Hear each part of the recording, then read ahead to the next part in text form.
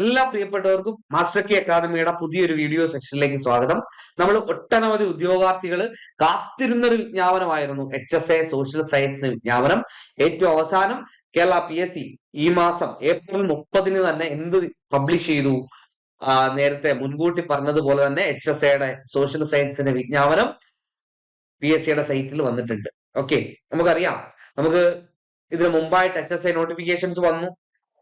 HSA physical സയൻസും natural സയൻസും മാത്സും ഒക്കെ വന്ന സമയത്ത് ഒട്ടനവധി ഉദ്യോഗാർത്ഥികളുടെ സംശയമായിരുന്നു HSA സോഷ്യൽ സയൻസിന്റെ നോട്ടിഫിക്കേഷൻ എന്ന് PSC പുറപ്പെടുവിക്കുക എന്നുള്ളത് ഏറ്റവും വലിയൊരു സംശയമായിരുന്നു, ഏറ്റവും വലിയ ആകാംക്ഷയായിരുന്നു. അപ്പോ ആകാംക്ഷകൾക്കെല്ലാം വിരാമം വിട്ടുകൊണ്ട് HSA സോഷ്യൽ സയൻസിന്റെ വിജ്ഞാപനം വന്നിരിക്കുകയാണ്. ഇതിനു മുമ്പ് നിങ്ങൾക്ക് അറിയാം, 2021 നമുക്ക് നോട്ടിഫിക്കേഷൻ ഏറ്റവും അവസാനമായിട്ട് വന്നത് 2021 ജൂൺ മാസത്തിലായിരുന്നു വിജ്ഞാപനം വന്നത്. അതിനുശേഷം പരീക്ഷയൊക്കെ കഴിഞ്ഞു. 2023 റിസൾട്ടുകൾ, വിവിധ ജില്ലകളിലെ റാങ്ക് ലിസ്റ്റുകൾ പബ്ലിഷ് ചെയ്തത്. ഓക്കെ, നിലവില് മിക്ക ജില്ലകളിലും റാങ്ക് ലിസ്റ്റുകൾ അവസാനിക്കുന്നത് 2026 അവസാനിക്കുന്നത്. ഓക്കെ, അപ്പോ 2025 ഈ ഒരു റാങ്ക് ലിസ്റ്റ് അവസാനിക്കുമ്പോൾ തന്നെ ഈ ഒരു റാങ്ക് ലിസ്റ്റ് പ്രാബല്യത്തിൽ വരണമെന്ന ഉദ്ദേശത്തോടു കൂടിയാണ് കേരള PSC ഇപ്പോ ഈ ഒരു നോട്ടിഫിക്കേഷൻ പുറപ്പെടുവിച്ചിരിക്കുന്നത് എന്ന കാര്യം നിങ്ങൾ മനസ്സിലാക്കുക. 2026 മിക്ക ജില്ലകളുടെയും എന്തുണ്ടാവും? റാങ്ക് ലിസ്റ്റുകൾ അവസാനിക്കുകയാണ്. അവസാനിക്കുമ്പോൾ ഈ റാങ്ക് ലിസ്റ്റ് പ്രാബല്യത്തിലെത്തും. ആ രീതിയിലാണ് അവർ എന്ത് ചെയ്തിരിക്കുന്നത്? എക്സാംസ് ആയാലും അതുപോലെ തന്നെ ബാക്കിയുള്ള കാര്യങ്ങളൊക്കെ നേരത്തെ തന്നെ എന്ത് ചെയ്തിരിക്കുന്നു? എല്ലാം ഒന്ന് സെറ്റ് ചെയ്തിരിക്കുന്നത്. ഓക്കെ, അപ്പൊ നമുക്കറിയാം, HSA സോഷ്യൽ സയൻസ് ഒരുപാട് ഉദ്യോഗാർത്ഥികളുടെ സ്വപ്നമാണ് ഒരു അധ്യാപകരാകുക എന്ന്, അല്ലെങ്കിൽ ഗവൺമെന്റ് സ്കൂളുകളിൽ അധ്യാപകരാകുക എന്നുള്ളത് ഒട്ടനവധി ഉദ്യോഗാർത്ഥികളുടെ ലക്ഷ്യമാണ്. നമുക്കറിയാം, കഴിഞ്ഞ ലിസ്റ്റുകളിൽ എല്ലാ ജില്ലകളിലും റാങ്ക് ലിസ്റ്റ് നിലവിലുണ്ട്. ഏകദേശം 320-ലധികം പേർക്ക് ഇതുവരെ എല്ലാ ജില്ലകളിലുമായിട്ട് എന്ത് പോയിട്ടുണ്ട്? അഡ്വൈസ് പോയിട്ടുണ്ട്. ഏകദേശം 320-ലധികം പേർക്ക് എല്ലാ ജില്ലകളിലുമായിട്ട് അഡ്വൈസ് പോയിട്ടുണ്ട്. ഓക്കെ, അതിന്റെ ഒരു സെഷൻ, ആ ഒരു നിലവിലുള്ള എത്ര അഡ്വൈസ് ചെയ്ത് ഓരോ ജില്ലകളിലും പോയി എന്നതിനെ കുറിച്ചൊക്കെ ഡീറ്റെയിൽ ആയിട്ട് ഇനി വരുന്ന ദിവസങ്ങളിൽ നമുക്ക് പുതിയൊരു സെഷൻസുമായിട്ട് കാണാം. അതിനു മുമ്പ് നമുക്ക് ഇപ്പൊ നോട്ടിഫിക്കേഷൻ വന്നു. നോട്ടിഫിക്കേഷനിൽ എന്തൊക്കെ കാര്യങ്ങളാണ് ഉൾപ്പെടുത്തിയിരിക്കുന്നത്? നോട്ടിഫിക്കേഷനിൽ ഏത് ഏജ് വരെയുള്ളവർക്ക് അപ്ലൈ ചെയ്യാൻ പറ്റും? ഏജിൽ മാറ്റം ഉണ്ടോ, അല്ലെങ്കിൽ ക്വാളിഫിക്കേഷന് മാറ്റം ഉണ്ടോ എന്നൊക്കെയുള്ള കാര്യങ്ങൾ എന്ന് വരെ അപ്ലൈ ചെയ്യാൻ പറ്റും എന്നുള്ള നോട്ടിഫിക്കേഷൻ നമുക്കൊന്ന് ജസ്റ്റ് ഒന്ന് നോക്കാം. അപ്പൊ നോട്ടിഫിക്കേഷനിലേക്ക് കടക്കാം. നോട്ടിഫിക്കേഷൻ നോക്കിയേ, ലാസ്റ്റ് ഡേറ്റും ഗസറ്റ് ഡേറ്റും ആണ് നോർമലി എല്ലായ്പ്പോഴും കൊടുക്കുന്നത്. അപ്പൊ ഗസറ്റ് ഡേറ്റ് നിങ്ങൾക്ക് അറിയാം, 30/4/2025 ഗസറ്റ് ഡേറ്റ്. ലാസ്റ്റ് ഡേറ്റ് 4/6 നമുക്കത് അതിലേക്ക് വരാം. അതിന് മുമ്പായിട്ട് കാറ്റഗറി നമ്പർ ഒന്ന് നോക്കിയേ. കാറ്റഗറി നമ്പർ 2025 24ാമത്തെ നമ്പറാണ്. 24/2025 2025 24ാം നമ്പർ വിജ്ഞാപനമായിട്ടാണ് എന്ത് വന്നിരിക്കുന്നത്? HSAയുടെ വിജ്ഞാപനം, HSA സോഷ്യൽ സയൻസിന്റെ വിജ്ഞാപനം വന്നിരിക്കുന്നത്. ഓക്കെ, നമുക്കറിയാം, ഡിപ്പാർട്ട്മെന്റ് എഡ്യൂക്കേഷൻ, കേരളത്തിലെ എഡ്യൂക്കേഷൻ ഡിപ്പാർട്ട്മെന്റിലാണ് നിയമനം വരുന്നത്. നമുക്കറിയാം, name of the post high school teacher social science Malayalam medium. High school teacher social science Malayalam medium ആണ് എന്ത് വരുന്നത്?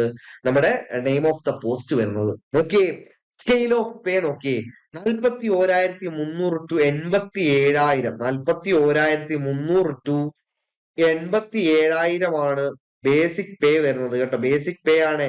41,300 ബേസിക് പേ ആണ് എന്നുള്ള കാര്യം ഓർക്കുക.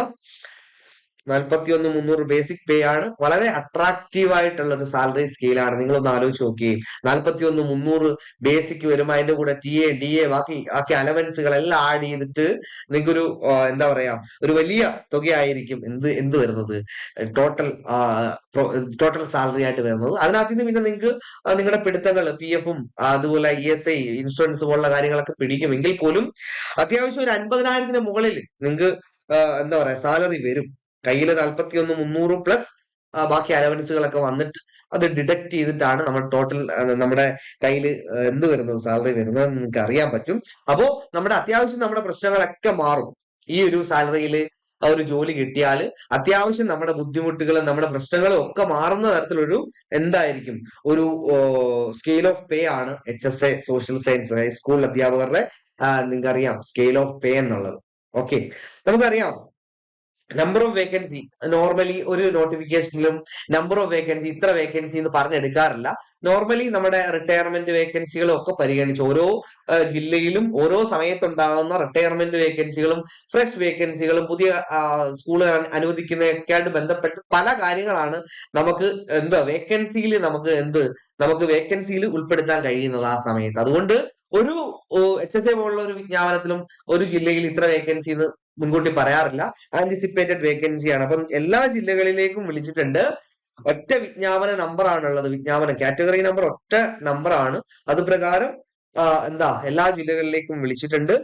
ഓക്കെ, അപ്പൊ നോക്കിയേ, തിരുവനന്തപുരം, കൊല്ലം എല്ലാ ജില്ലകളിലും കാസർഗോഡ് വരെ നമുക്ക് എത്തിയിട്ടുണ്ട്. HSA വിളിച്ചിട്ടുണ്ട്. അപ്പൊ നമുക്ക് ഒന്ന് നോക്കാം ആർക്കൊക്കെ അപ്ലൈ ചെയ്യാൻ പറ്റും എന്നുള്ള കാര്യം നോക്കാം. അപ്പൊ നമുക്ക് നോക്കിയേ, method of appointment direct recruitment ആണ്. നമ്മൾ ഓൺലൈനായിട്ട് അപ്ലൈ ചെയ്യുക. അപ്ലൈ ചെയ്തതിനു ശേഷം എക്സാം വരും. എക്സാം അറ്റൻഡ് ചെയ്യുക. അതിനുശേഷം ഓരോ പ്രൊസീജിയർ ഉണ്ട്. സർട്ടിഫിക്കറ്റ് വെരിഫിക്കേഷൻ അടക്കമുള്ള എല്ലാ പ്രൊസീജിയറും കഴിഞ്ഞിട്ടാണ് നമ്മൾ അപ്പോയിന്റ്മെന്റിലേക്ക് എത്തുന്നത്. ഏജ് ലിമിറ്റ് നോക്കിയേ, 18 മുതൽ 40 വയസ്സ് വരെയുള്ളവർക്ക് അപ്ലൈ ചെയ്യാൻ പറ്റും. അപ്പോൾ 18 വയസ്സ് മുതൽ 40 വയസ്സ് വരെ ഉള്ളവർക്ക് എന്ത് ചെയ്യാൻ പറ്റും? അപ്ലൈ ചെയ്യാനായിട്ട് കഴിയും. അപ്പൊ ജനറൽ കാറ്റഗറിക്കാണ് ഈ ഒരു ഏജ് ലിമിറ്റ് എന്ന് നിങ്ങൾ ആലോചിച്ചോണം. ഏജ് ലിമിറ്റ് 18 to 40 ആണ്. സാലറി സ്കെയിൽ നമ്മൾ കണ്ടു. വളരെ അട്രാക്റ്റീവ് ആയിട്ടുള്ള സാലറി സ്കെയിലാണ് HSAക്ക് ഉള്ളതെന്ന് നമ്മൾ പറഞ്ഞു. അപ്പോൾ നിങ്ങൾ ഇന്ന് മുതൽ എന്ത് ചെയ്യുക? നോട്ടിഫിക്കേഷൻ വന്നു, പഠിക്കാൻ വിജ്ഞാപനം വരട്ടെ എന്ന് കരുതി ഇരുന്നവർക്കൊക്കെ ഇന്ന് മുതൽ പഠനം ആരംഭിക്കാം. നമുക്ക് വിജ്ഞാപനം വരണ്ട, നമ്മുടെ മുമ്പിൽ ഒരു വലിയ ലക്ഷ്യമുണ്ടെന്നുണ്ടെങ്കിൽ, വലിയൊരു കാഴ്ചപ്പാട് അല്ലെങ്കിൽ വലിയ ഒരു ലക്ഷ്യത്തിലേക്ക് നമുക്ക് പോകണം, മുൻകൂട്ടി അത് നമ്മുടെ മനസ്സിൽ സെറ്റ് ചെയ്ത് വെച്ചിട്ടുണ്ടെങ്കിൽ നിങ്ങൾക്ക് വിജ്ഞാപനം വരണ്ട പഠിക്കാൻ. അതിനു മുമ്പ് പഠനം ആരംഭിച്ചവരൊക്കെ ഉണ്ട്. ഓക്കെ, അപ്പൊ അതുകൊണ്ട് നമ്മൾ പഠനം ആരംഭിക്കാത്തവര്, മടി പിടിച്ചിരുന്നവര്, സമയം കിട്ടാത്തവര്, ജോലി ചെയ്ത് പകൽ സമയങ്ങളിലൊക്കെ ബാക്കി സമയങ്ങളിലൊക്കെ പഠിക്കാനായിട്ടൊക്കെ നോക്കിയിരുന്നവര് ഇനി മുതൽ എന്ത് ചെയ്യുക? കൂടുതൽ സമയം പഠനത്തിനായിട്ട് മാറ്റിവെക്കേണ്ട സമയമാണ്. ഇനി മുതൽ കൂടുതൽ സമയം, നമുക്കൊരു 6 മാസം നമുക്ക് പഠിക്കാനായിട്ട് കിട്ടിയാൽ, ഈ 6 മാസം കൃത്യമായിട്ട് നമ്മൾ പ്രയോജനപ്പെടുത്തിയാൽ നമുക്കറിയാം നമ്മൾ ജീവിതത്തിലെ ഏറ്റവും നല്ലൊരു അതറിയാം, നിങ്ങൾക്കറിയാമല്ലോ, നമ്മളൊരു അധ്യാപകൻ എന്ന് പറയുമ്പോൾ നിങ്ങൾ എവിടെ പോയാലും ഒരു ആദരവുള്ളൊരു ജോലിയാണ് അധ്യാപകന്റെ ജോലി, അല്ലെ? എവിടെ പോയാലും നിങ്ങൾ പഠിപ്പിച്ച കുട്ടികൾ എത്ര ഉയരത്തിലിരുന്നാലും നിങ്ങളെ ജീവിതത്തിൽ ബഹുമാനിക്കപ്പെടുന്ന ഒരു പോസ്റ്റ് കൂടിയാണ് ഒരു അധ്യാപകന്റെ പോസ്റ്റ്. അധ്യാപകനാകുക അല്ലെങ്കിൽ അധ്യാപനം എന്നുള്ളത് ഏറ്റവും മനോഹരമായ ഒരു കാര്യമാണ്. അപ്പോൾ അതിലേക്കാണ് നിങ്ങൾ എത്തുന്നത്. മാത്രമല്ല, അതിലേക്ക് എത്തുമ്പോൾ നമുക്ക് ഈ ജോലി കിട്ടിയാൽ നമ്മുടെ ആ ഒരു സാമ്പത്തിക പ്രതിസന്ധികളും നമ്മുടെ ബുദ്ധിമുട്ടുകളും പ്രശ്നങ്ങളും ഒക്കെ മാറും എന്നുള്ളതാണ് ഏറ്റവും വലിയ പ്രത്യേകത. അതായത് ഒരു സോഷ്യൽ സ്റ്റാറ്റസിനൊപ്പം തന്നെ നമ്മുടെ ജീവിതത്തിലെ എല്ലാ ബുദ്ധിമുട്ടുകളും മാറുന്ന ഒരു ഒരു ജോലിയിലേക്കാണ് നമ്മൾ പ്രവേശിക്കാൻ പോകുന്നത് എന്ന് നിങ്ങൾ ഓരോരുത്തരും ചിന്തിക്കുക. മടിയൊക്കെ മാറ്റി വെക്കുക. ഒന്ന് നന്നായിട്ട് എന്ത് ചെയ്യുക? മൈൻഡൊക്കെ ഒന്ന് റിഫ്രഷ് ചെയ്തുകൊണ്ട് നന്നായിട്ട് പഠിച്ച് മുന്നോട്ട് പോകാനുള്ള ഒരു അവസരമാണ് ഇപ്പോൾ ഉള്ളത്. അത് മാക്സിമം എല്ലാവരും എന്ത് ചെയ്യുക? പ്രയോജനപ്പെടുത്താനായിട്ട് ശ്രമിക്കുക. അതാണ് ചെയ്യേണ്ടത്.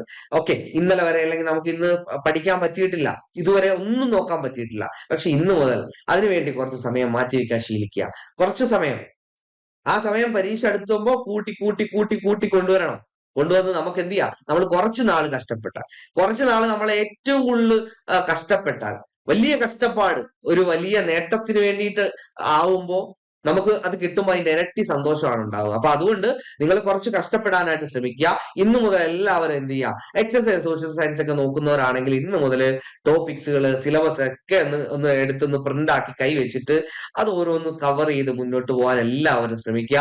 പഠനം കൃത്യമായിട്ട് ആരംഭിക്കുക. ഓക്കെ, അതുപോലെ ഏജ് ലിമിറ്റ് നമ്മൾ പറഞ്ഞു 18 to 40 ആണ് ഏജ് ലിമിറ്റ് എന്ന് പറഞ്ഞു. അപ്പോ 2/1/1985നും 2/1/1985നും 1/1/2007നും ഇടയിലുള്ളവർക്ക് എന്ത് ചെയ്യാൻ പറ്റും?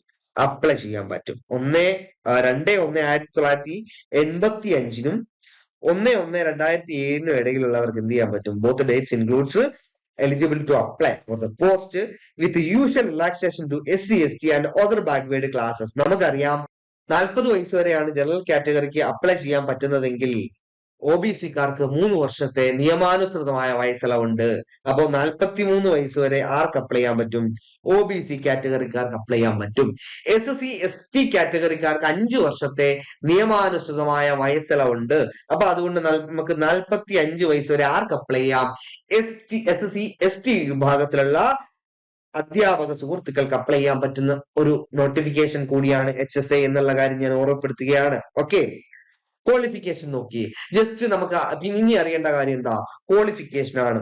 A degree in the concerned subject and B.Ed or BT in the concerned subject both conferred or recognized by the universities in Kerala. അപ്പോ ബന്ധപ്പെട്ട സബ്ജക്റ്റില് ഒരു ഡിഗ്രി ഉണ്ടായിരിക്കണം. അത് കേരള യൂണിവേഴ്സിറ്റി, കേരളത്തിലെ ഏതെങ്കിലും യൂണിവേഴ്സിറ്റികൾ അംഗീകരിച്ചിട്ടുള്ള ഒരു ഡിഗ്രി ആയിരിക്കണം എന്ത്? B.Ed ഡിഗ്രി ആയിരിക്കണം ഉണ്ടാവേണ്ടത്. അതിനോടൊപ്പം തന്നെ must have passed the Kerala teacher eligibility test KTET category 3 വേണം. അപ്പോ എന്ത് വേണം? B.Ed വേണം, കേരളത്തിലെ ഏതെങ്കിലും യൂണിവേഴ്സിറ്റികൾ അംഗീകരിച്ച B.Ed വേണം. അതുപോലെ തന്നെ കേറ്ററ്റ് കാറ്റഗറി 3 ഉണ്ടെങ്കിൽ നമുക്ക് എന്ത് ചെയ്യാൻ പറ്റും?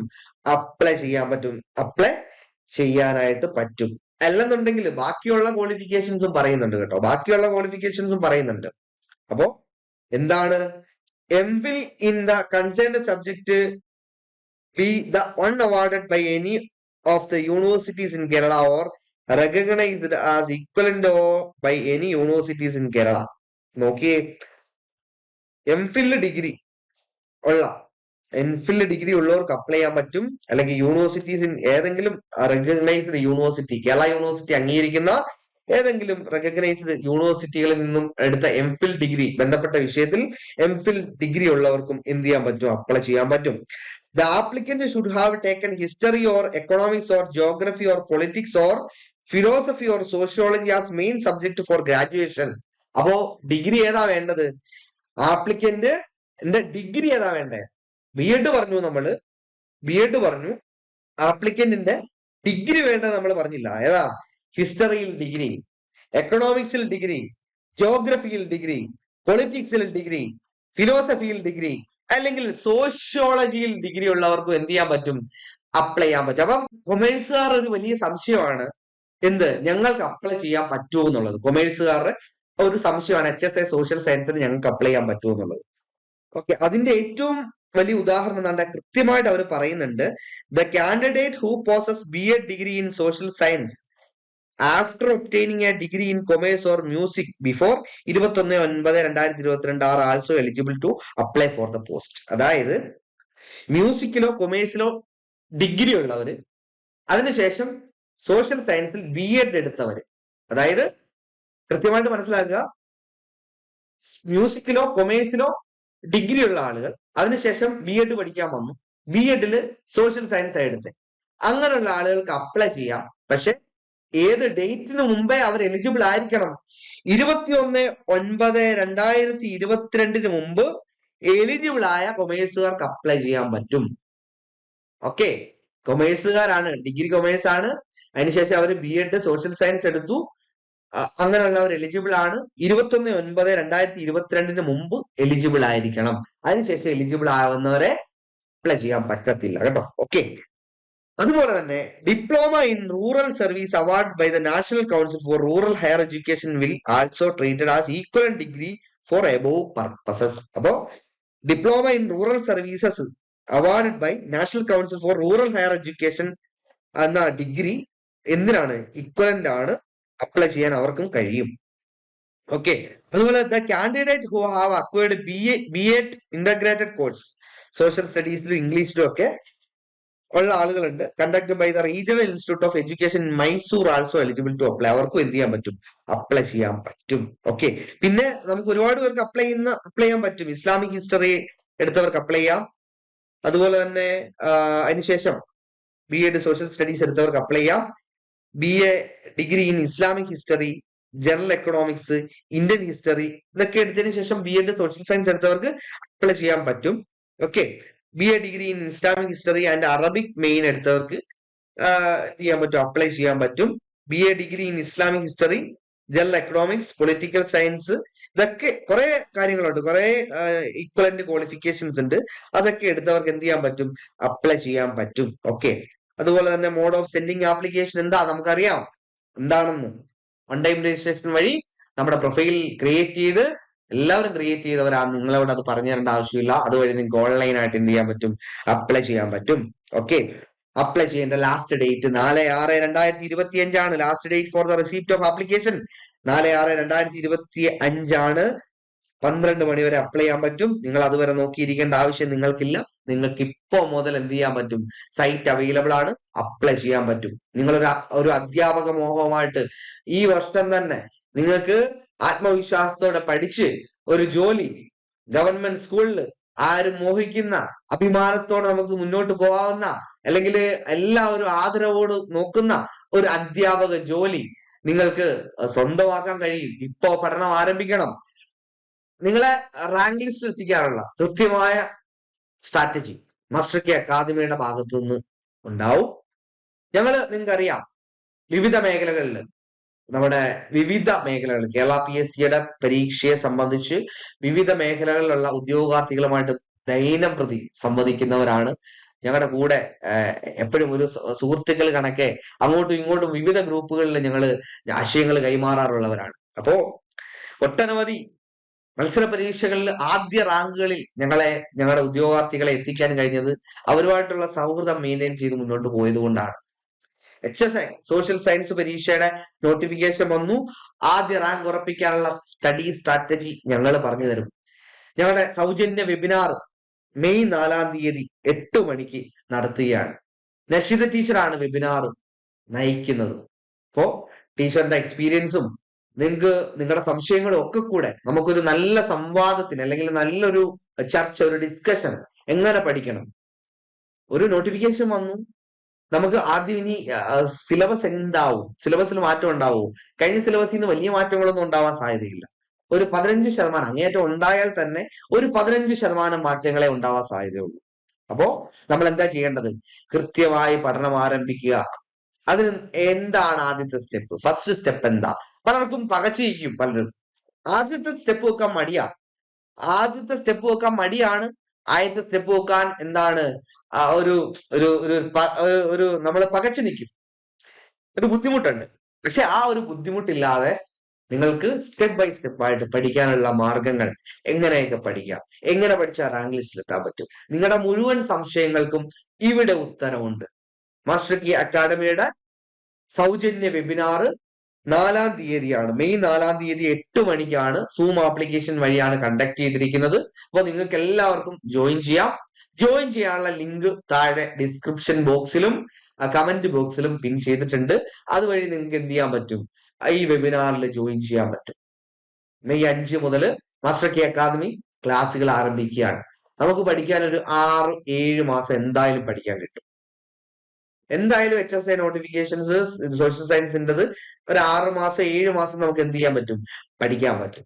അതിനകത്ത് ആ ഒരു ടൈം കൊണ്ട് നമ്മൾ പഠിച്ച്, നല്ല കൃത്യമായിട്ട് പഠിച്ച് ഒരു 3-4 തവണ റിവിഷൻ ചെയ്യുന്ന രീതിയിലേക്ക് നിങ്ങൾക്ക് ഇപ്പോ കോഴ്സിൽ പഠനം തുടങ്ങിയാൽ നമുക്ക് ഒരു 3-4 തവണയൊക്കെ നമുക്ക് റിവിഷൻ ചെയ്യാൻ സമയം കിട്ടും. പഠിച്ച് കുറേശ്ശെ പഠിച്ചാൽ മതി, കുറേശ്ശെ പഠിച്ചു പോയാൽ മതി. ഓക്കെ. ഇപ്പോൾ സിസ്റ്റമാറ്റിക് ആയിട്ടുള്ള സ്റ്റഡി പ്ലാനുകളും സ്റ്റഡി സ്ട്രാറ്റജികളും നമുക്ക് ഈ വെബിനാറിലൂടെ പങ്കുവയ്ക്കാം. നിങ്ങൾക്ക് എല്ലാവർക്കും, ഈ വീഡിയോ ആദ്യമായിട്ട് കാണുന്നവരൊക്കെ ആണെങ്കിൽ നമ്മുടെ ചാനൽ ഒന്ന് സബ്സ്ക്രൈബ് ചെയ്യാൻ മറക്കരുത്. സബ്സ്ക്രൈബ് ചെയ്യുക. ഇനിയും പുതിയ വീഡിയോസ് നിങ്ങളുടെ മുമ്പിലേക്ക് എത്തും. ഓക്കെ. അപ്പോ മാസ്റ്റർ കീ അക്കാഡമിയുടെ വെബിനാറിലേക്ക് എല്ലാ അധ്യാപക സുഹൃത്തുക്കളെയും ഞങ്ങൾ സ്വാഗതം ചെയ്യുകയാണ്. അപ്പോൾ നമുക്ക് ഒരുമിച്ച് മുന്നോട്ട് പോവാം, ഡിസ്കസ് ചെയ്യാം, ചർച്ചകൾ നടക്കട്ടെ. ഓക്കെ. അപ്പോ എല്ലാവർക്കും നന്മ വരട്ടെ എന്ന് ആശംസിക്കുന്നു. പഠനം ആരംഭിക്കുക. ഓക്കെ. Thank you.